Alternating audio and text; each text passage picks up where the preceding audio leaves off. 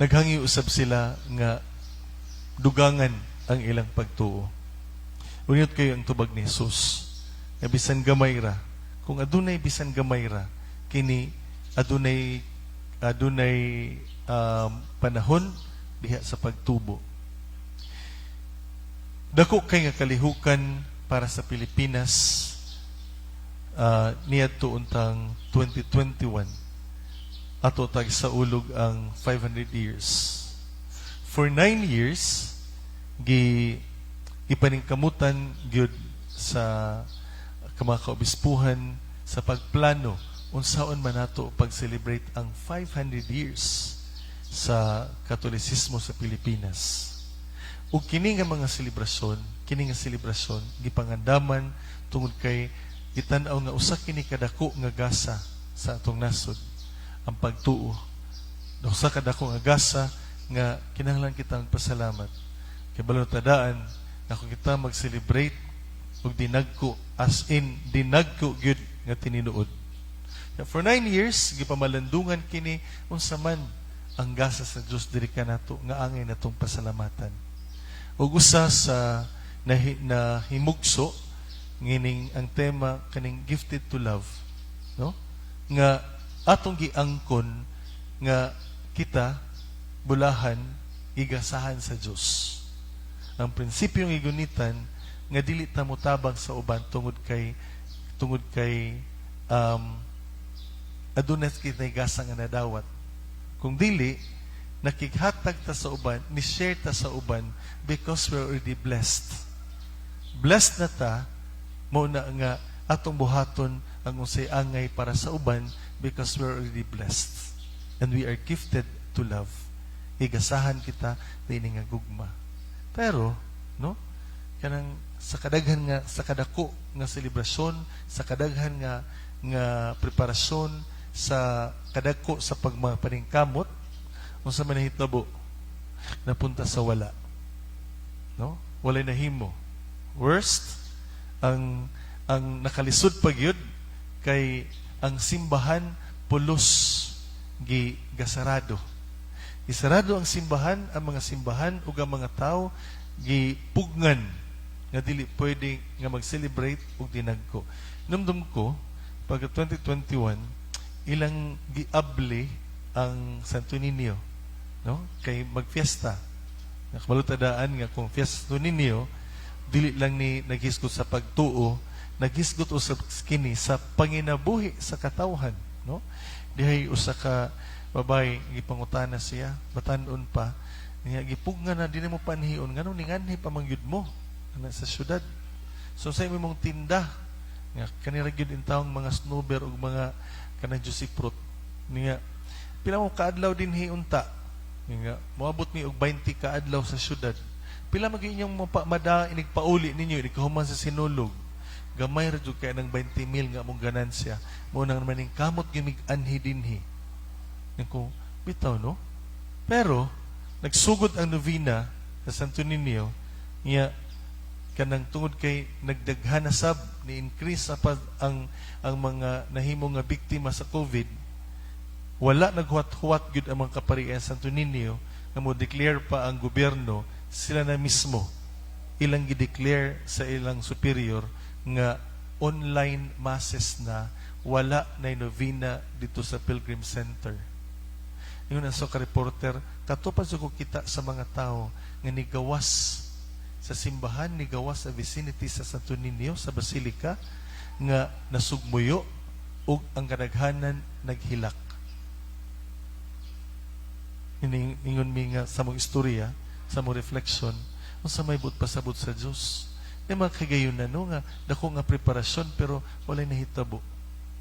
Usa ka piyesta, dako kaayo nga kanagaling pagpangandam unya sa diha nga maghimo na silang programa ni kalit lang og uwan na banlas tanan.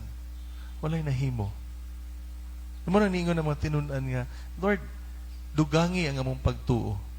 Unang tubag ni Jesus, bisan paggamay, kung na dinha, mahimo na gyud ninyo ang bisan unsa. Ug mo ni atong pasalamatan sa Dios.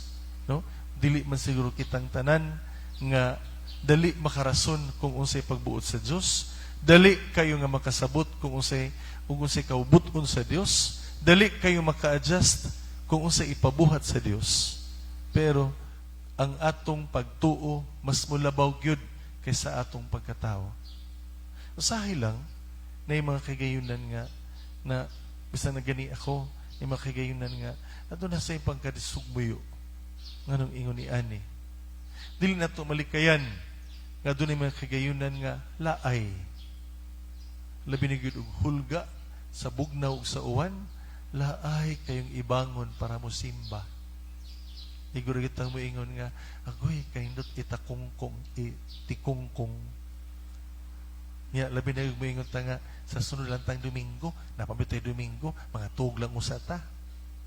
No? Ikaw man, ako man, na yung mga kaganyan ni samot pag yun, nga, mag-ampo ta, agoy, kaway lami.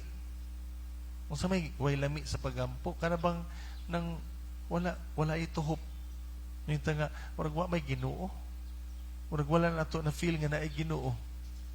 Kunya, maglingkod ta din ha, nga wala nahitabo. Wala ta kasulti, wala ta kaampo, wala ganita ka naglingkod na ta diha nga way nahitabo.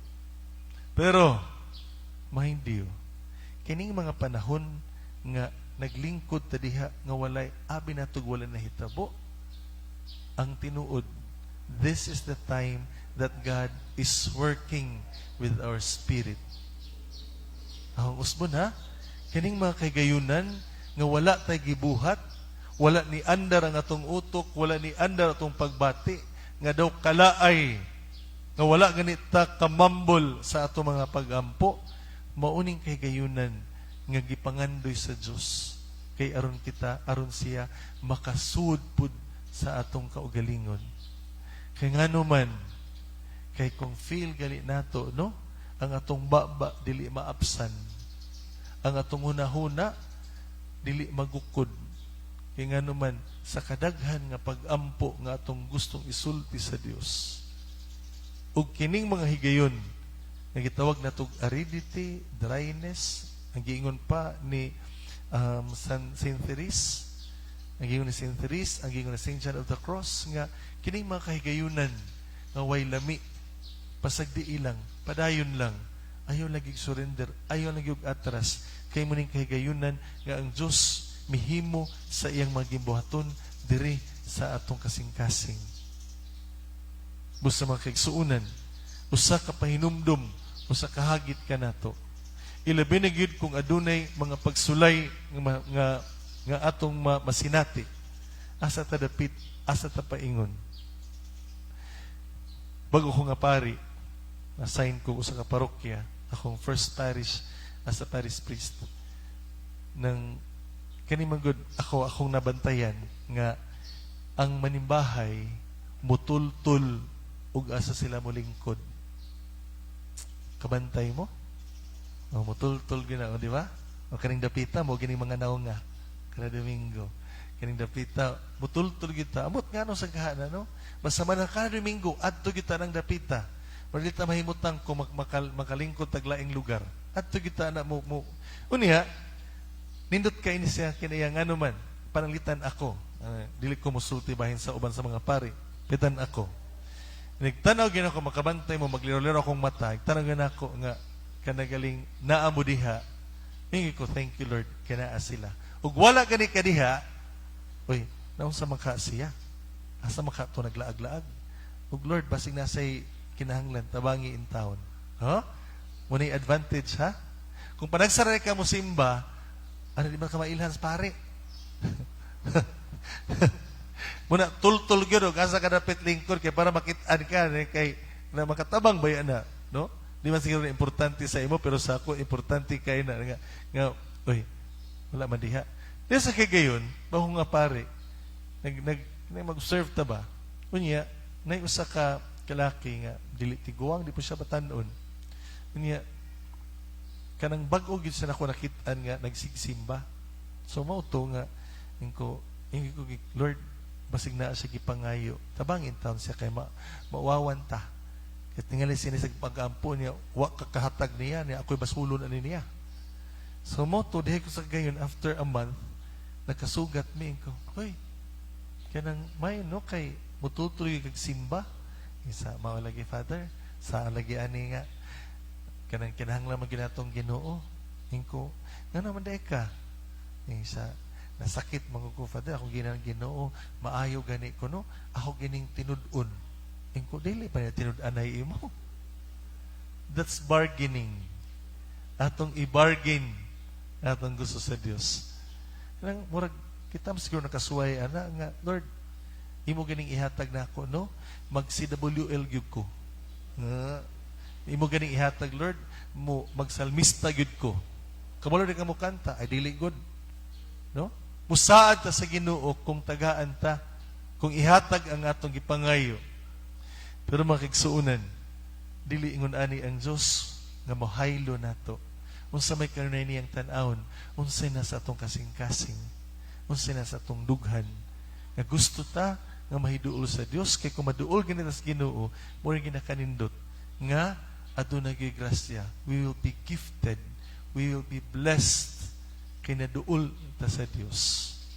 Unya, sa laing nga bahin, mo ni say first as unang aspeto sa atong pagtuo nga mahiduol kita sa Ginoo ug ang atong pagtuo mo increase mo samot kadako nga bisag unsay unos mo gihapon ta nga sama ni Job mo gihapon ta nga akong gisaligan gihapon ang Ginoo bisag unsay mahitabo I will never surrender kay naa gihapon ang Dios ako gihapon ang musalig sa Dios. Mo na first part. Ang second part kay dili ra kita. No? There will be a communal celebration. Mao bitaw na nga tungod sa pandemya nawa ang communal celebration unsa man hitabo nahimo siyang personal. Mao bitaw na sa online na ipag-ampo para sa pagkalawat. Spiritual communion nga nakighiusa kita ni adtong uban nga wala nakakalawat karon apan midawat kita kang Hesus spiritually kauban sa karon nga nagtan-aw usab nining online mass nga midawat kang Kristo. So aduna kitay katungdanan para sa uban nga mo increase ang iyang pagtuo. Lisod kayo no? Kana bang problemado ka nga mingo ka nga ay ngano ka no? Iunsam ko sa Ginoo, mura ko gisilutan sa Ginoo. Unya ang imong tupad mingon ay bitaw. Ikaw man sagod, karon lagi ka ni simba, nasilutan ka sa Ginoo. Kanang kita man nakapasamot sa pagbati hinuon, dili nato hinuon nga bitaw no. Hala sige kay tabangan nato na kay para magpaduol tas Ginoo kitang tanan. Pero tani ko na nasabtan ining bahina nga gipangandoy sa Dios. Dili lang ikaw, dili lang siya, kitang tanan makasulay unsa di ay ang kaluwasan nga gitanyag sa Dios alang sa tanan. Gitanyag sa Dios aron nga kita maluwas. Mabito na nga ingon nga matapos ang kalibutan pero hangtod karon ana agihapon kay ngano man kung ako'y pangutan-on kung karon tapuson sa Dios walay kasiguruhan kung kitang tanan maapil. Walay kasiguruhan nga kitang tanan makasulod. Munang gitagaan tag lugway sa Dios, gitagaan tag higayon, nang higayon sa Dios kadugay ba ning higayon? Kadugay ba ning kahigayon? Kadugay ba ning nga panahon? Kay gusto siya kay iya gyud pangitaon bisag usa na wala, iya gyud ang pangitaon aron kitang tanan makaapil. Busa magsuunan, gamay man nga pagtuo, dako man nga pagtuo, ang importante alang kaniya nga kita nakigiusa o kita usab magdala sa uban padulong ngadto kaniya. Sama sa sulugoon nga pagkahuman niya nabuhat ang tanan, dili magpasalamat kung dili mingon na siya ahong gibuhat ang tanan ug ako ning gibuhaton ug karon ang gapangita sa Dios the extra mile unsa may imong pakapin sa imong pagtuo.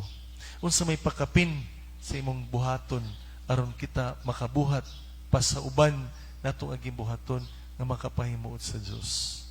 Dili lang igo sa pag-ampo, dili lang igo sa maging buhaton nga tan-aw nato mo'y angay og atong responsibilidad isip mga Katoliko, kung dili unsa man ang ipabuhat ni Jesus nga siya malipay o makaingon siya kanato nga dali sulod sa gingharian kay imo kini akong giandam nga luna para sa tanan. Amen. Mga atong ipadayag ang atong iniusa nga pagtuo kita moingon, nagatuo kami sa usa ka Dios